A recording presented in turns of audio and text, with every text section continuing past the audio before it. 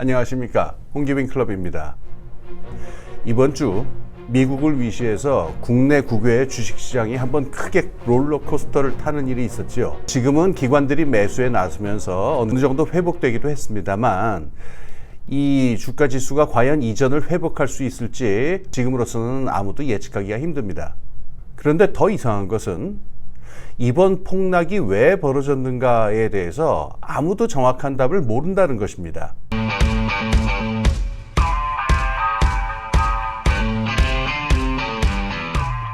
사람들이 이야기하는 바는 크게 두 가지로 모아지는 것 같습니다. 하나는 이 미국의 실업률 통계가 전문가 예상치였었던 4.1%보다 0.2%가 높은 4.3%로 나왔다라는 것이고요. 이게 이른바 3회 법칙, 그러니까 실업률이 연속 3개월 동안 상승하면서 지난 1년 동안의 평균치보다 0.5%가 넘으면 경기 침체가 임박했다라고 하는 이야기와 연결이 되면서 이것이 큰 주식시장의 하락으로 이어졌다라고 하는 설명입니다. 두 번째 설명은 지난달 31일 일본 중앙은행이 금리를 0.25%로 올린 것이 원인이었다라는 이야기입니다. 이렇게 되면은 이른바 앤 캐리 트레이드라고 하는 것이 힘들어지면서 그동안 일본에서 빌려가지고 전 세계로 흩어졌었던 자금과 투자가 재빠르게 청산이 되고 자금이 다시 일본으로 유입이 되면서 엔화가 오르게 되었고 여러 나라의 주식시장이 무너지게 되었다, 이런 설명입니다. 그런데 저는 이 두 가지 설명 다 그다지 큰 설득력이 있는지 의문입니다. 우선 주식시장이라는 것은요, 하나의 사건이 꼭 정해져 있는 다른 사건의 결과와 1대1로 대응하는 그런 공학적인 함수관계가 작동하는 곳이라고 할 수 없습니다.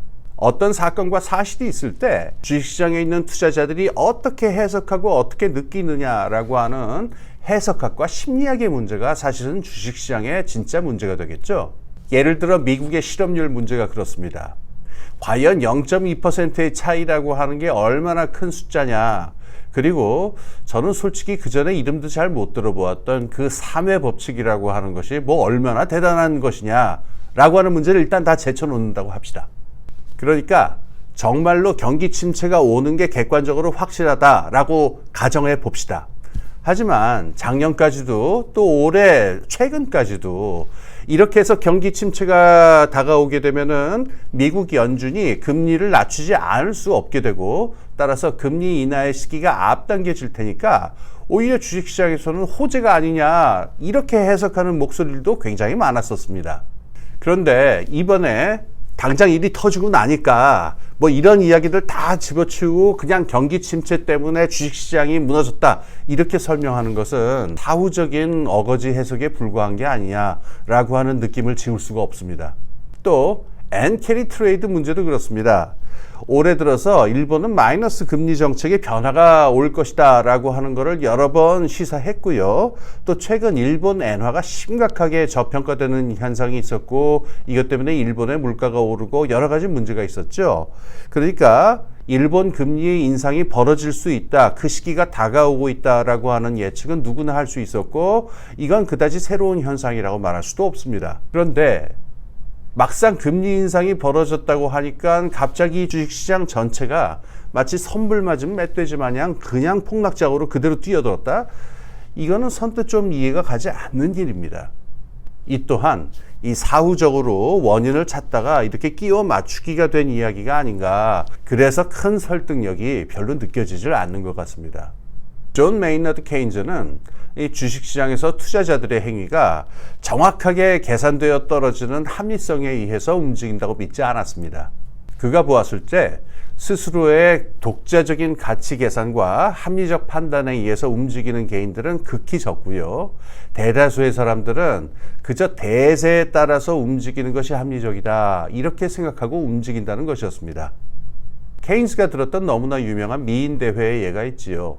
미인 대회의 심사위원으로 나온 사람들은요, 자기 눈에 아름답다라고 생각되는 후보에게 표를 주는 것이 아니라 다른 심사위원들은 어느 후보에게 표를 던질까, 거기에 따라 표를 던지는 행위를 보인다는 것입니다. 주식시장도 마찬가지라고 합니다. 케인즈의 유명한 말이 있는데요, 대세를 따르지 않고서 크게 성공하는 것보다는 대세를 따라서 실패하는 편이 차라리 합리적이다라고 하는 생각이 지배하는 곳이라는 겁니다. 그렇다면 이 대세를 만들어내는 심리라고 하는 것은 어떤 것일까요? 케인즈는 주식시장 그리고 자산시장 일반에 전형적으로 나타나는 그 심리를 조울증으로 설명합니다.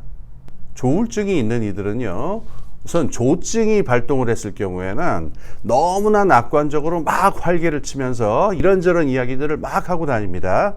전체 투자자들이 이런 심리에 휩쓸려서 떼거리로 몰려가는 상황, 이때는 뭐 이른바 못 먹어도 좀 고상한 말로 애니멀 스피릿이라고 하는 것이 작동하는 상황이라고 하겠습니다.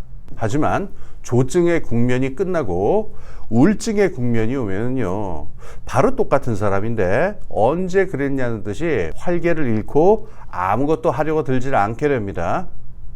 시장의 전체적인 심리가 이렇게 될 때는요, 극단적인 패닉에 의해서 폭락장이 오든가 아니면 장기적인 침체장이 오든가 이런 일이 나타나게 되지요. 주식시장에서의 집단적 심리라는 건요, 어떤 합리적 계산에 의해서 나타나는 것이라기보다는 이런 떼거리 행태의 밑바닥인 집단적 심리에 있어서 극단적인 낙관주의하고 극단적인 비관주의를 번갈아서 오고 가게 되어 있다, 이런 이야기입니다.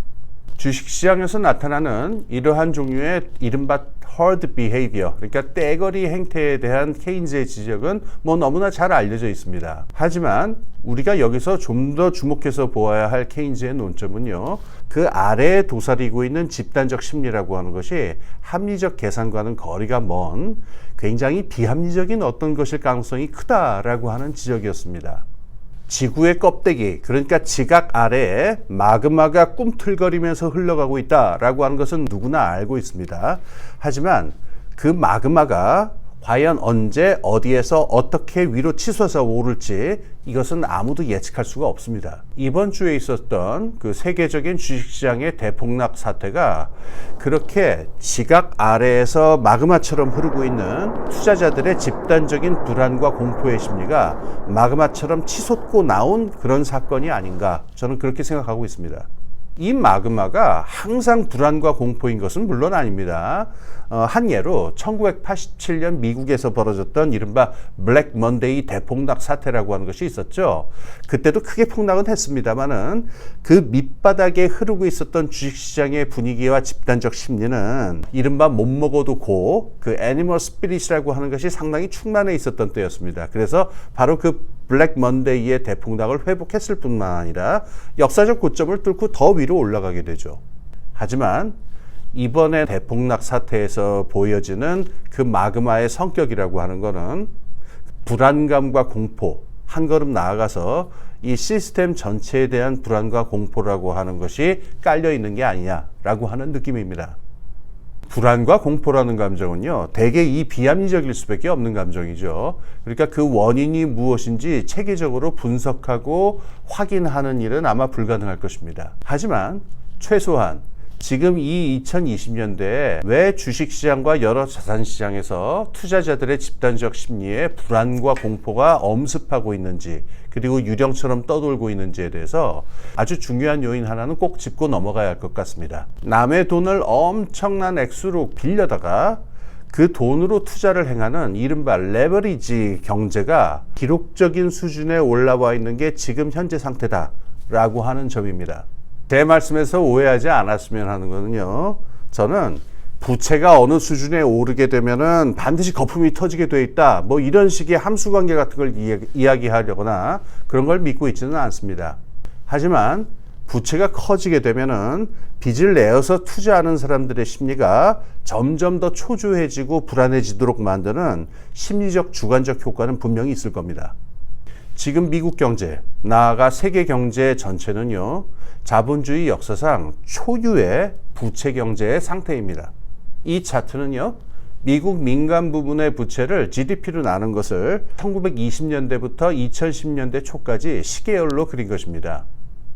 1929년 시점에서 한번 위로 크게 치솟죠. 저 때가 바로 대공황 직전에 미국에서 주식시장이 크게 붕괴했던 바로 그 사건, 그 당시의 일이었습니다. 민간 부채가 저 정도로 높으니까 불안과 공포가 팽배해 있었고 언제 어떻게 될지 모른다는 게 주식시장 대폭락으로 나타났었던 거죠. 문제는 2000년 이후에 저 가파른 부채의 증가입니다.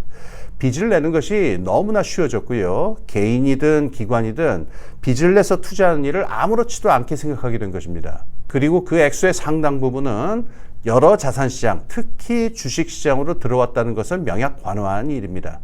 비록 저 차트는 2010년대 초반에서 끝나고 있지만은요, 2010년대 들어와서도 특히 주식시장에서 민간 부채가 폭발적으로 증가해 왔다라고 하는 증거나 증후는 여러 군데서 찾을 수가 있습니다. 이 차트는요, 미국에서 2006년 이후 AUM, 즉 은행 이외에 펀드라든가 여러 투자 기관들이 운용하고 있는 자산의 크기를 나타낸 것입니다. 2006년만 해도 2,500억 달러에 미치지 못했던 규모가요, 2023년 2분기가 되면 6배 이상이 증가하게 됩니다. 특히 2010년대 들어서 은행들의 대출에 대한 규제가 여러 가지로 까다로워지게 되니까 이러한 대안적인 프라이빗 데트가 중요한 자금 원천으로 등장하고 있습니다. 지금 세계 자본주의는 역사상 유례가 없는 고도의 부채 경제의 성격을 띠고 있습니다. 지난 40년간 이른바 금융화의 이름으로 벌어졌던 금융 시스템 자체의 성격 변화 때문입니다.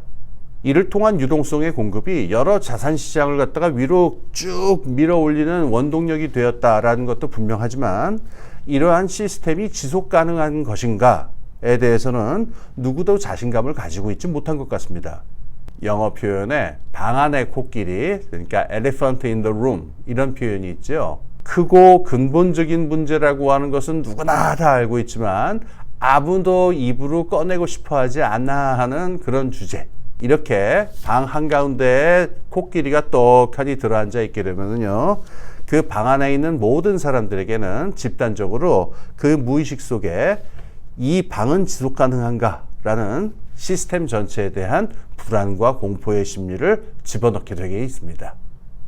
이번 사태가 어떻게 수습될지는 지켜봐야겠지만 주식시장의 지각, 즉 껍데기 아래를 마그마처럼 흐르고 있는 불안과 공포는 사라지지 않을 것 같고요.